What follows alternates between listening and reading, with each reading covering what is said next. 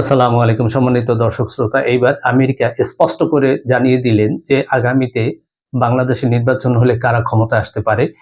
এরপরে আমেরিকা বাংলাদেশের উপর চাপ সৃষ্টি করছে, কোন বিষয়ের উপর চাপ সৃষ্টি করছে এগুলো নিয়ে বিস্তারিত আলাপ আলোচনা করব। আরো অনেক তথ্য আছে, আরো অনেক সংবাদ আছে, সেগুলো নিয়ে বিস্তারিত আলাপ আলোচনা করব এই আজকের ভিডিওতে। তো সম্মানিত দর্শক শ্রোতা, আমরা জানি যে বাংলাদেশের পররাষ্ট্রনীতি ছিল স্বৈরাচারী শেখ হাসিনার আমলে ভারতকে সে স্বামী হিসাবে মেনে নিয়েছিল এবং পরকীয়া করতেন তিনি চীনের সাথে, আমেরিকার সাথে, রাশিয়ার সাথে, যখন যার সাথে যেমনি পারতেন, অর্থাৎ তিনি কাউকে না বলতে পারতেন না। সমাজে এরকম কিছু সুন্দরী যদি মেয়ে থাকে আর যদি তাদের চরিত্র এরকম হয় যে কাউকে না বলতে পারে না, তখন দেখা যায় তাকে নিয়ে টানাটানি শুরু হয়ে যায়। যদিও সেই মেয়েদের কোনো ব্যক্তিত্ব থাকে না, না থাকার কারণে তারা বিভিন্ন জনে টানাটানি শুরু করে দেয়। ঠিক সেই অবস্থায় হয়েছে এখন বাংলাদেশের। শেখ হাসিনা যে অবস্থানে নিয়ে গিয়েছিল বাংলাদেশকে, সেই অবস্থানেই এখন বাংলাদেশের উপরে চীন আধিপত্য বিস্তার করতে চাচ্ছে, ভারত আধিপত্য বিস্তার করতে চাচ্ছে, পাকিস্তান চাচ্ছে, আমেরিকা চাচ্ছে, অর্থাৎ যে যেখান থেকে যেমনি পারছে সে তেমনি আধিপত্য বিস্তার করতে চাচ্ছে। কিন্তু বাংলাদেশ যদি কঠিনভাবে, শক্তিশালীভাবে নিজ অবস্থানে দাঁড়াই থেকে যদি বলতো না, আমরা নির্ধারণ করব আমাদের পররাষ্ট্রনীতি কার সাথে কিরকম হবে, এবং সে পররাষ্ট্রনীতি হবে গিভ অ্যান্ড টেকের মাধ্যমে, আমদানি রপ্তানি সমান সমান হতে হবে সব দেশের সাথে, এরকম যদি সে করতে পারতো তাহলে ভালো হতো। আজকে এরকম টানা হেঁচড়ার মধ্যে পড়তে হতো না বাংলাদেশকে। সেই রকমই এইবারে আমেরিকা চাপ দিল বাংলাদেশকে চীনের সাথে যাতে না মিলে বা চীনের দিকে যাতে ঘনিষ্ঠ না হয়। এখন চীন দৌড়াদৌড়ি শুরু করে দিয়েছে। সে কখনো মনে করে যে বিএনপি ক্ষমতায় আসতে পারে, তাই দৌড় দিয়ে বিএনপির কাছে যায়, বেগম খালেদা জিয়ার সাথে দেখা করে, আবার কখনো বিএনপি অফিসে যায়, আবার দৌড়িয়ে সে জামাত ইসলামের অফিসে যায়, আবার জামাত ইসলামের নেতাদের সাথে দেখা করে। এরকম চীন খুব দৌড়াদৌড়ি শুরু করে দিয়েছে। আর কিছুদিন আগে পররাষ্ট্র উপদেষ্টা তিনি চীন সফরে গিয়েছিলেন। এগুলো আমেরিকা খুব গভীরভাবে উপলব্ধি করছে এবং তারা দৃষ্টি রাখতেছে, যার কারণে এইবার আমেরিকা কিছু স্পষ্ট করে কথাও জানিয়ে দিয়েছে। সেই বিষয়ের উপরে আলোচনা করব। সেটা হচ্ছে এইটাই, আমেরিকা যেটা বলছে যে চীনের দিকে না ঝুঁকতে মার্কিন চাপে পড়তে পারে বাংলাদেশ। সংবাদ হলো এটা। এখন আমি বিস্তারিত জানাচ্ছি আপনাদের যে সংবাদের মূল অংশটা কি, আমি আপনাদের দেখাচ্ছি।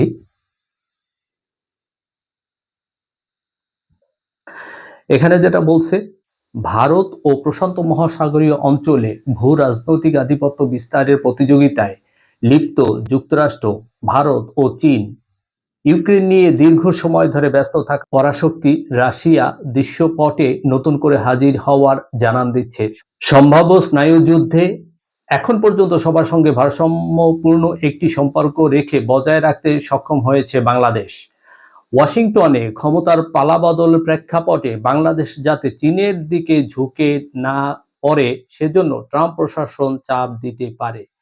বৃহস্পতিবার বিকেলে ভূ রাজনীতি বিষয়ক এক প্যানেল আলোচনায় ওয়াশিংটন ভিত্তিক নীতি গবেষণা প্রতিষ্ঠান উইলস সেন্টারের সাউথ এশিয়া ইনস্টিটিউটের পরিচালক মাইকেল গুগলম্যান এই মন্তব্য করেন।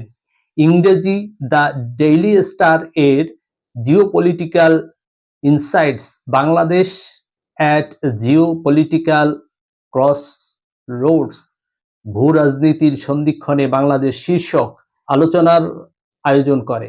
সঞ্চালনা করেন জিওপলিটিক্যাল ইনসাইডার্স সম্পাদক রমিসা রব। মাইকেল গুগলম্যান তার বক্তৃতায় এই অঞ্চলের ভূ রাজনৈতিক প্রতিযোগিতার বিভিন্ন প্রসঙ্গ তুলে ধরার পাশাপাশি বাংলাদেশ পরিস্থিতির প্রতিও ইঙ্গিত করেন। আলোচনায় পররাষ্ট্র উপদেষ্টার চীন সফর প্রসঙ্গে মাইকেল গুগলম্যান বলেন, হাসিনা সরকারের পতনের পর অন্তর্বর্তী সরকার চীনের দিকে ঝুঁকছে।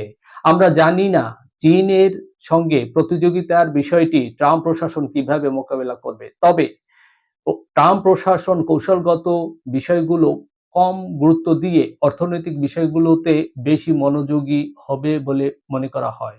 চীনের সঙ্গে সম্পর্ক বাধা তৈরিতে ট্রাম্প প্রশাসন থেকে বাংলাদেশের উপর চাপ আসার সম্ভাবনা রয়েছে উল্লেখ করে তিনি বলেন, বাংলাদেশে গত 6 মাসে অনেক কিছু ঘটেছে।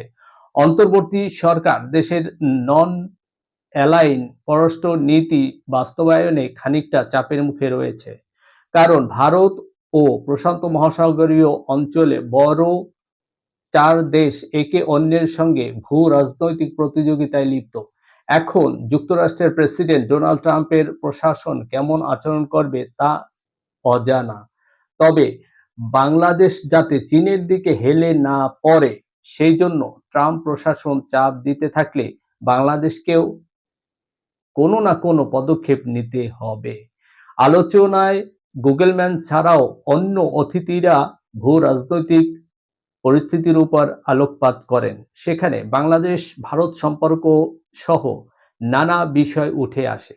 অনুষ্ঠানে south Asian network on economic modelling এর নির্বাহী পরিচালক ও ঢাকা বিশ্ববিদ্যালয়ের অর্থনীতি বিভাগের অধ্যাপক সেলিম রায়হান বলেন, বর্তমানে বাংলাদেশের ভূ-রাজনীতি টেকসই নয়, অনিশ্চিত। এই অনিশ্চিত ভূ-রাজনীতিতে বৈশ্বিক বাণিজ্য প্রভাব ফেলবে। অনিশ্চিত ভূরাজনীতি অনেক সময় কিছু দেশের জন্য সুফলও বয়ে আনে।